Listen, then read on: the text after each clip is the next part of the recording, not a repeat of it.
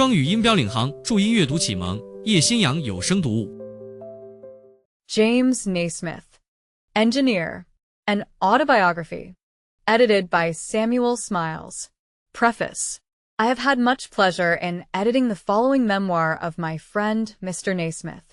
Some 20 years since, in April 1863, when I applied to him for information respecting his mechanical inventions, he replied, "My life presents no striking or remarkable incidents, and would, I fear, prove but a tame narrative.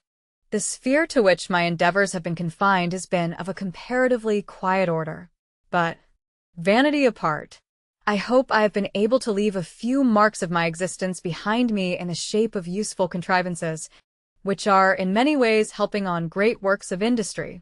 Mr. Naismith, nevertheless, kindly furnished me with information respecting himself, as well as his former master and instructor, Henry Maudslay, of London, for the purpose of being inserted in Industrial Biography, or Ironworkers and Toolmakers, which was published at the end of 1863. He was of opinion that the outline of his life there presented was sufficiently descriptive of his career as a mechanic and inventor.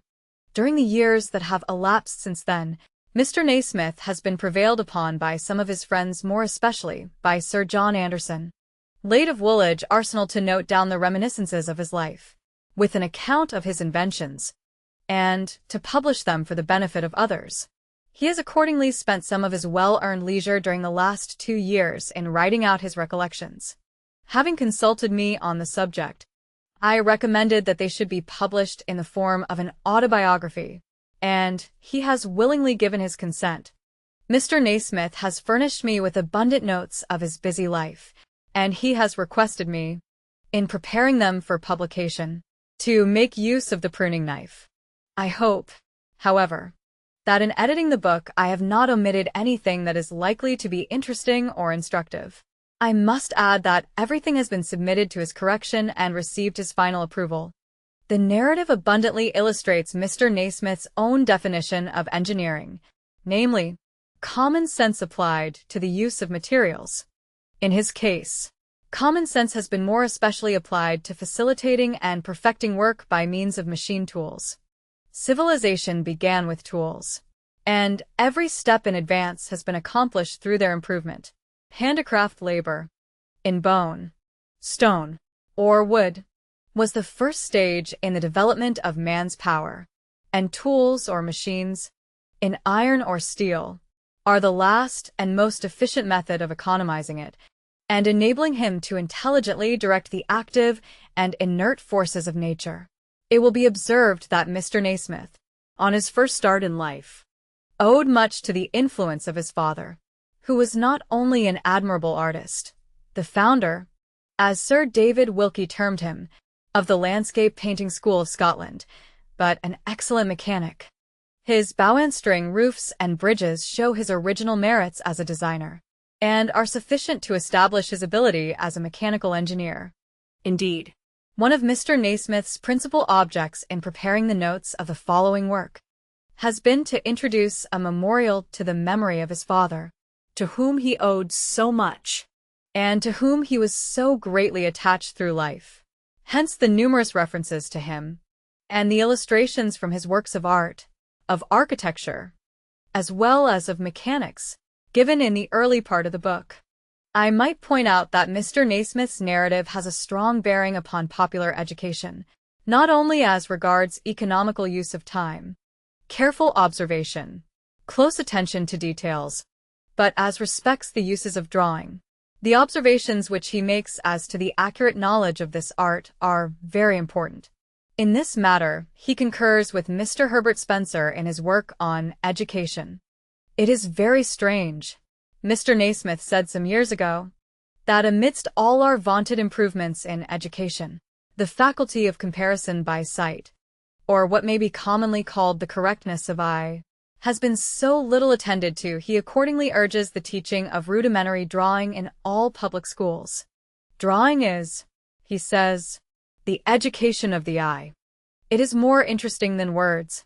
It is graphic language. The illustrations given in the course of the following book will serve to show his own mastery of drawing, whether as respects mechanical details, the moon's surface, or the fairyland of landscape. It is perhaps not saying too much to aver that had he not devoted his business life to mechanics, he would, like his father, his brother Patrick, and his sisters, have taken a high position as an artist. In the following memoir, we have only been able to introduce a few specimens of his drawings, but the fairies, the antiquary, and others will give the reader a good idea of Mr. Naismith's artistic ability. Since his retirement from business life, at the age of 48, Mr. Naismith's principal pursuit has been astronomy. His monograph on the moon, published in 1874, exhibits his ardent and philosophic love for science in one of its sublimest aspects. His splendid astronomical instruments, for the most part made entirely by his own hands, have enabled him to detect the willow leaf-shaped objects which form the structural element of the sun's luminous surface. The discovery was shortly after verified by Sir John Herschel and other astronomers, and is now a received fact in astronomical science. A chronological list of some of Mr. Naismith's contrivances and inventions is given at the end of the volume, which shows, so far, what he has been enabled to accomplish during his mechanical career. These begin at a very early age, and were continued for about 30 years of a busy and active life. Very few of them were patented. Many of them, though widely adopted, are unacknowledged as his invention. They, nevertheless, did much to advance the mechanical arts, and still continue to do excellent service in the engineering world. The chapter relating to the origin of the cuneiform character, and of the pyramid or sun worship in its relation to Egyptian architecture, is placed at the end, so as not to interrupt the personal narrative. That chapter, it is believed, will be found very interesting, illustrated, as it is, by Mr. Naismith's drawings. S.S. London, October 1885. Contents. Preface. Chapter 1. My Ancestry. Sentiment of ancestry. Origin of the name of Naismith. Naismith of Paso. Naismith of Netherton. Battle of Bothwell Brig. Estate confiscated. Elspeth Naismith. Michael Naismith. Builder and architect. Fort at Inversnaid. Naismith family tomb. Former masters and men. Michael Naismith's son. New Edinburgh. Grandmother Naismith. Uncle Michael. Chapter 2. Alexander Naismith, born 1758. Grassmarket, Edinburgh. Education. The Bibblers' seat. The brothers Erskine apprenticed to a coach builder. The Trustees' Academy. Huguenot artisans. Alexander Runciman. Copy of the Laocoon. Assistant to Allen Ramsay. Faculty of Resourcefulness. Begins as portrait painter. Friendship with Miller of Dalswinton. Miller and the first steamboat visit to Italy. Marriage to Barbara Foulis. Burns the poet. Edinburgh Club's Landscape Beauty. Abandons portrait for landscape painting. David Roberts. R.A. Dean Bridge. St. Bernard's Well. Nelson's Monument. Bowen String Bridges. Sunday Rivet. Chapter 3. An Artist's Family. Sir James Hall. Geology of Edinburgh. Friends of the Family. Henry Rayburn. Evenings at Home. Society of Artists. Caller. Aeon. Management of the Household. The Family. Education of 6 Sisters. The Naismith Classes. Pencil Drawing Excursions round Edinburgh. Graphic Memoranda. Patrick Naismith. Sketch of his life. Removes to London. Visit to Hampshire. Original prices of his works. His friends. His death. Chapter 4. My Early Years. Born 1808. Mary Peterkin. The Brilliant Red Poppies. Left-Handed. Patrick's Birthday. Vocal Performance. A Wonderful Escape. Events of the War. The French Prisoners. Entry of the 42d into Edinburgh. Bleaching clays on the Calton. The Greenside Workshops. The Chimes of St. Giles. The Edinburgh Market. The Caddies. The Fishwives. The Floor. Traditional Fondness for Cats. A Naismith Prayer. Chapter 5. My School Days. My first schoolmaster, Praetor Pluperfect. Tense. The Penny Pig. Country Picnics. Pupil at the High School. Dislike of Latin. Love of old buildings. Their masonry. Sir Walter Scott. The Heart of Midlothian. John Linnell. The Collecting Period. James Watt. My Father's Workshop. Make Peary's. Cannon and Steele's School. Friendships. Patterson's Iron Foundry. His foreman Johnny Syme. Tom Smith and Chemical Experiments. Kid Gloves and Technical Knowledge. Chapter 6 Mechanical Beginnings Study Arithmetic and Geometry Practice Art of Drawing Its Important Uses Make Tools and Blowpipe Walks Round Edinburgh Volcanic Origin of the Neighborhood.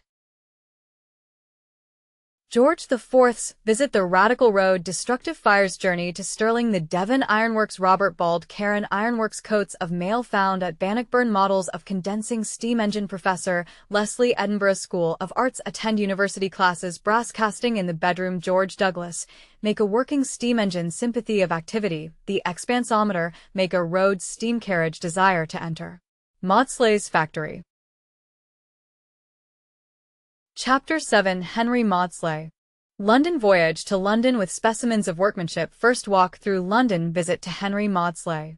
The interview exhibit my specimens taken on as assistant the private workshop Maudslay's constructive excellence his maxims uniformity of screws meeting with Henry Brougham David Wilkie visit to the Admiralty Museum the block machinery the Royal Mint steam yacht trip to Richmond lodgings taken a clean crossing.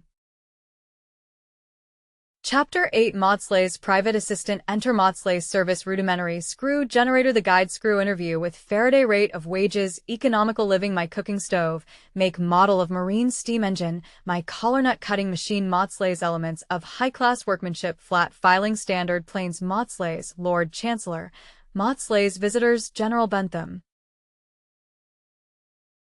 Barton Donkin and Chantry The Cundall Brothers Walks Round London Norman Architecture. Chapter 9 Holiday in the Manufacturing District's Coaching Trip to Liverpool Coventry English Scenery The Rocket The Two Stevensons Opening of the Railway William Fawcett Birkenhead Walk Back to London Patricroft Manchester Edward Tootle Sharp Roberts and Company Manchester Industry Coalbrookdale The Black Country Dudley Castle Wrens Nest Hill Birmingham Bolton and What William Murdoch John Drain Kenilworth Warwick Oxford Windsor London. Chapter 10 Begin Business at Manchester Stamping Machine Improved Astronomical Instruments. A Reflecting Telescope Proposed Death of Maudslay Joshua Field. Talking Books Leave Maudslay and Field Take Temporary Workshop in Edinburgh Archie Torrey Construct a Rotary Steam Engine Prepare a Stock of Machine Tools Visit to Liverpool John Cragg Visit to Manchester John Kennedy Grant Brothers Take a Workshop Tools Removed to Manchester A Prosperous Business Begun Story of the Brothers Grant Trip to Elgin and Castle Grant. The Brothers Cooper The Printing Machine Edward Cooper. Chapter 11 Bridgewater Foundry Partnership Demand for Skilled Labor Machine Tools and Request My Flat Overloaded A Crash Among the Decanters The Land at Patricroft Lease from Squire Trafford Bridgewater Foundry Begun Trip to Londonderry The Giant's Causeway Cottage at Barton The Bridgewater Canal Lord Francis Edgerton Safety Foundry Ladle Holbrook Gaskell taken as partner His eventual retirement. Chapter 12 Free Trade and Ability The Strike Death of my father Hugo de Lupus. The Peter Stubbs Files Worsley Labourers Promotion from the Ranks Free Trade and Ability Foreman Lieutenants. Archie Torrey James Hutton John Clark Thomas Crewdson Trades Union Interference A Strike Ordered Workmen Advertised for a Reinforcement of Scotch Mechanics The Strike Scotch Millwrights and Engineers Indenture-bound Apprentices Visits of my father. Enthusiastic Reception His Last Work His Death Testimony of Sir David Wilkie.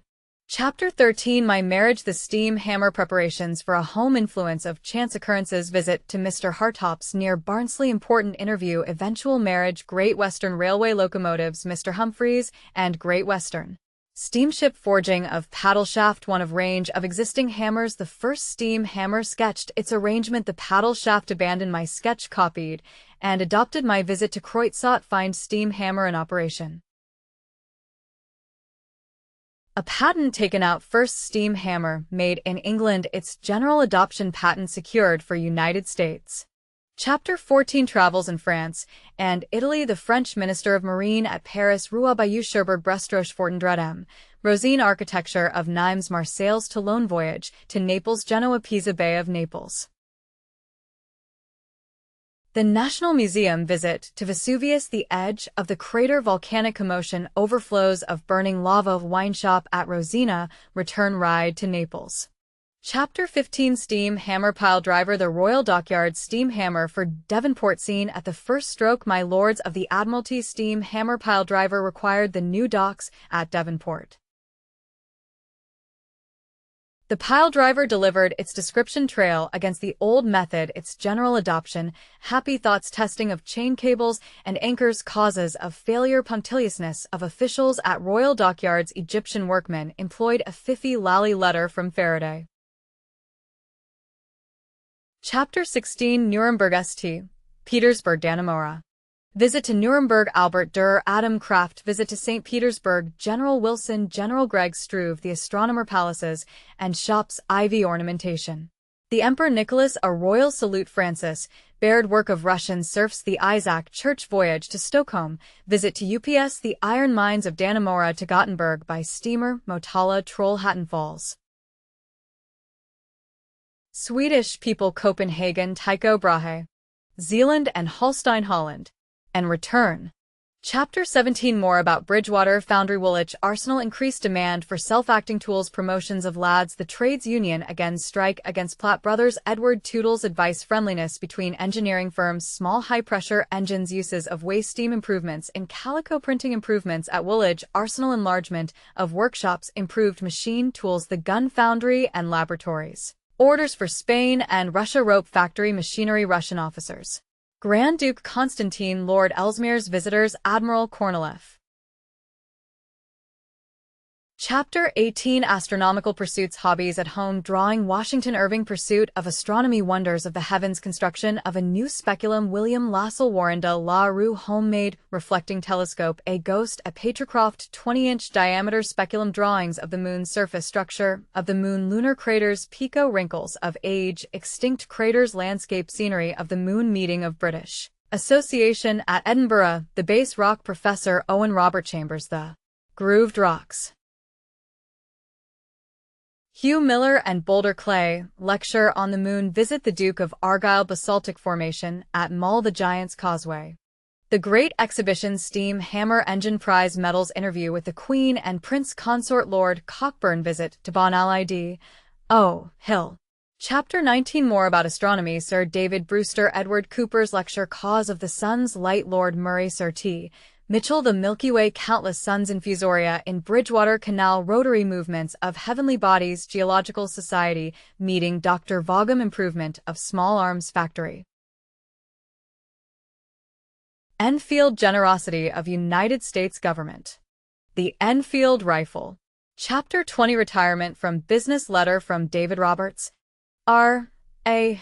Puddling iron by steam, the process tried, Sir Henry Bessemer's invention, discussion at Cheltenham, Bessemer's account, prepared to retire from business, the Countess of Ellesmere, the cottage in Kent. The Antibilious stock, Hammerfield, Penshurst, planting and gardening, the Crystal Palace, music tools and telescopes, the greenhouse. Chapter 21, active leisure, astronomy, lecture on the moon, Edinburgh, old friends, visit to the continent, Paris. Chartres. Nimes. Chamounix's art of photography, Sir John Herschel, spots on the sun's surface, E.J. Stone de la Rue, visit from Sir John Herschel, cracking glass globe, a million spots and letters, geological diagram, Father Secchi at Rome, Lord Lyndhurst, visit to Herschel, his last letter, publication of the moon, Philip H. Calderon, Cardinal Manning, Miss Herschel, William Lassell, windmill, grinding of speculum, the dial of life, end of recollections.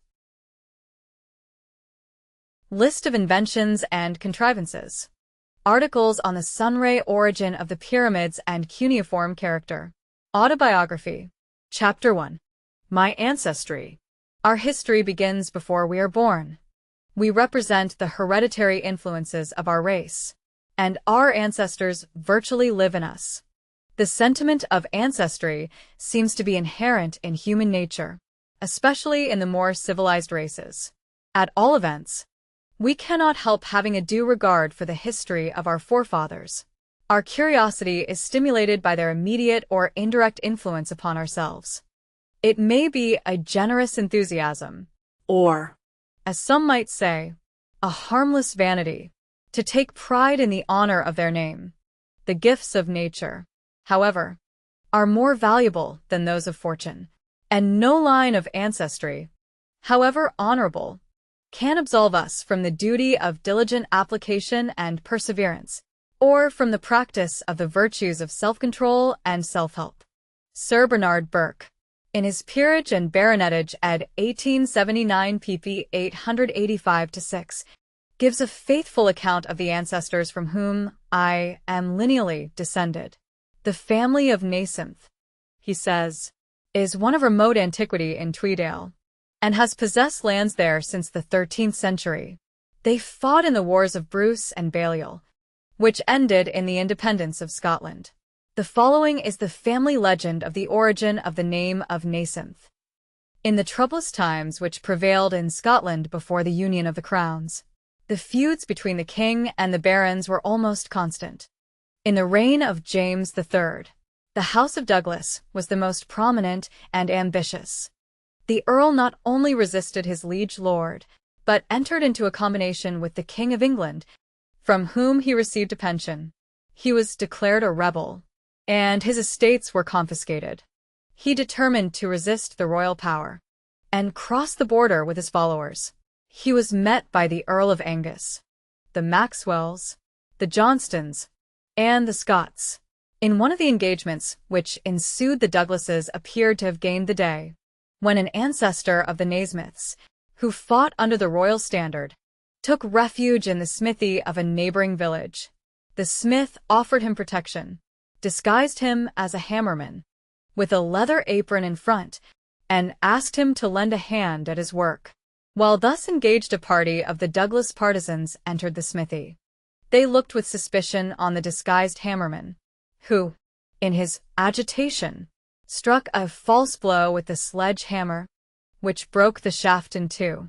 Upon this, one of the pursuers rushed at him, calling out, "Yeri Naismith!" The stalwart hammerman turned upon his assailant, and, wrenching a dagger from him, speedily overpowered him. The smith himself, armed with a big hammer, effectually aided in overpowering and driving out the Douglas men. A party of the royal forces made their appearance, when Naismith rallied them, led them against the rebels, and converted what had been a temporary defeat into a victory. A grant of lands was bestowed upon him for his service. His armorial bearings consisted of a hand dexter with a dagger, between two broken hammer shafts, and there they remain to this day. The motto was, Non arte sect Marte. not by art, but by war. In my time I have reversed the motto, non Marte sed arte. And instead of the broken hammer shafts, I have adopted, not as my arms but as a device, the most potent form of mechanical art, the steam hammer. Image, origin of the name, by James Naismith. Sir Michael Naismith, Chamberlain of the Archbishop of St. Andrews, obtained the lands of Posso and Glenarth in 1544, by right of his wife, Elizabeth, daughter and heiress of John Baird of Posso. The Bairds have ever been a loyal and gallant family. Sir Gilbert, father of John Baird, fell at Flodden in 1513, in defence of his king. The royal area of Posso Crag is on the family estate, and the lore worn by Queen Mary, and presented by her son James VI, to James Naismith, the royal falconer, is still preserved as a family heirloom. During the intestine troubles in Scotland, in the reign of Mary, Sir Michael Naismith espoused the cause of the unfortunate queen. He fought under her banner at Langside in 1568. He was banished, and his estates were seized by the Regent Moray. But after the restoration of peace, the Naismiths regained their property. Sir Michael died at an advanced age. He had many sons. The eldest, James, married Joanna, daughter of William Veitch or Le Veitch of Dock. By this marriage the lands of Dock came into the family. He predeceased his father, and was succeeded by his son James, the royal falconer above referred to. Sir Michael's second son, John, was chief chirurgeon to James VI of Scotland, afterwards James I of England, and to Henry, Prince of Wales. He died in London in 1613, and in his testament he leaves his herb to his young master, the Prince's Grace, Charles I. In his instructions to the President of the Court of Session, enjoins that you take special notice of the children of John Naismith, so often recommended by our late dear father, and us, Two of Sir Michael's other sons were killed at Edinburgh in 1588, in a deadly feud between the Scots and the Naismiths. In those days, a sort of Corsican vendetta was carried on between families from one generation to another. Sir Michael Naismith, son of the royal falconer, succeeded to the property. His eldest son James was appointed to serve in Claverhouse's troop of horse in 1684. Among the other notable members of the family was James Naismith, a very clever lawyer. He was supposed to be so deep that he was generally known as the Deal o' Doic. His eldest son was long a member of Parliament for the county of Peebles. He was, besides, a famous botanist, having studied under Linnaeus. Among the intermarriages of the family were those with the Bruces of Lethen, the Stuarts of Trackware, the Mays of Stanhope, the Pringles of Clifton, the Mays of Philiphaugh, the Keiths of the Earl Mareshal's family, the Andersons of St. Germain's, the Marjoribanks of Lees, and others. In the 14th century, a branch of the Naismiths of Posso settled at Netherton, near Hamilton.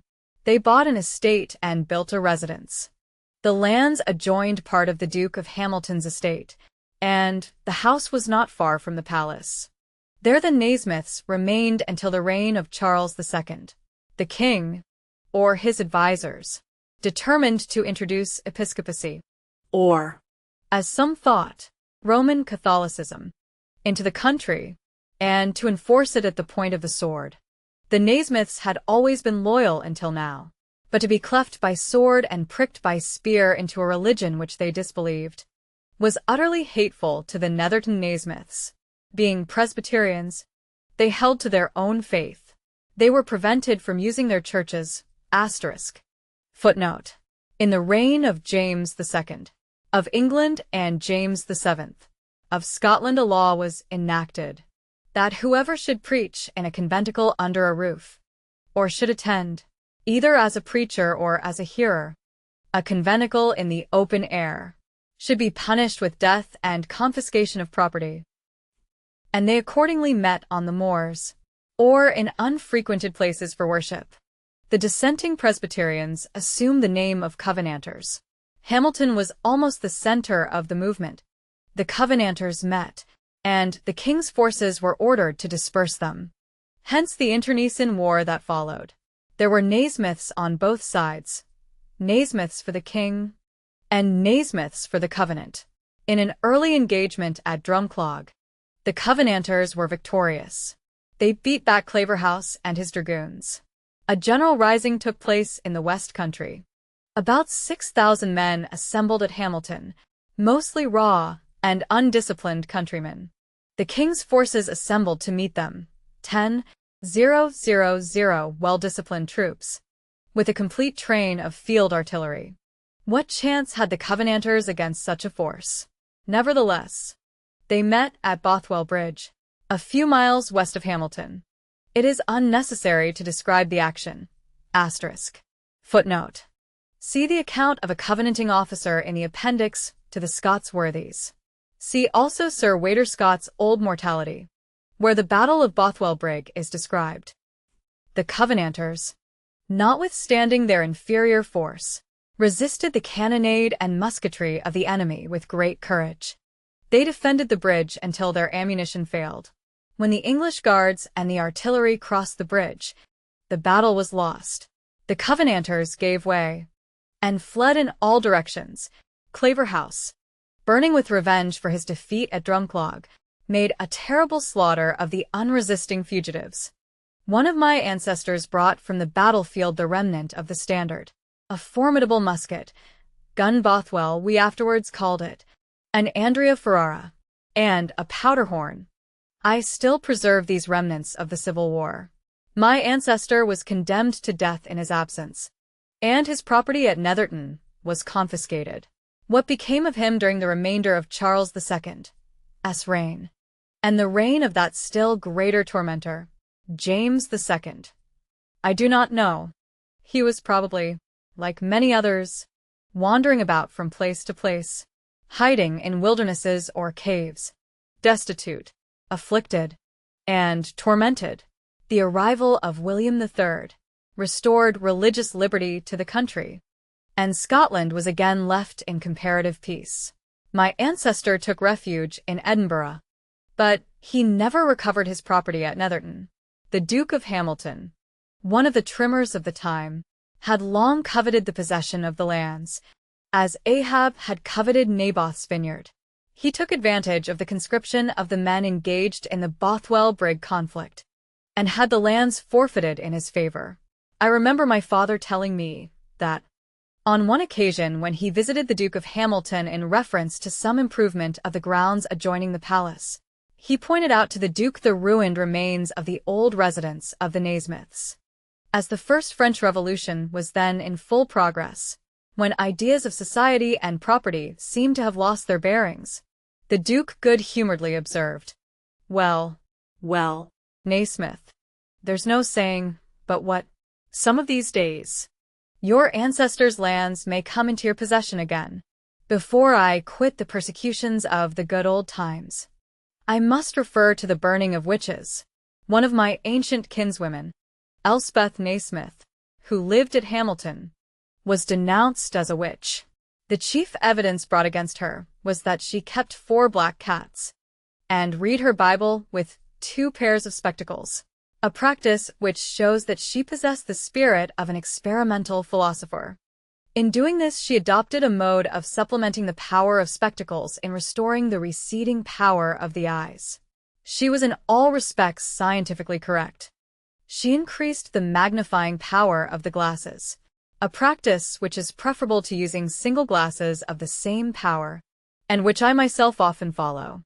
Notwithstanding this improved method of reading her Bible, and her 4 black cats, she was condemned to be burned alive. She was about the last victim in Scotland to the disgraceful superstition of witchcraft. The Naismiths of Netherton, having lost their ancestral property, had to begin the world again. They had to begin at the beginning, but they had plenty of pluck and energy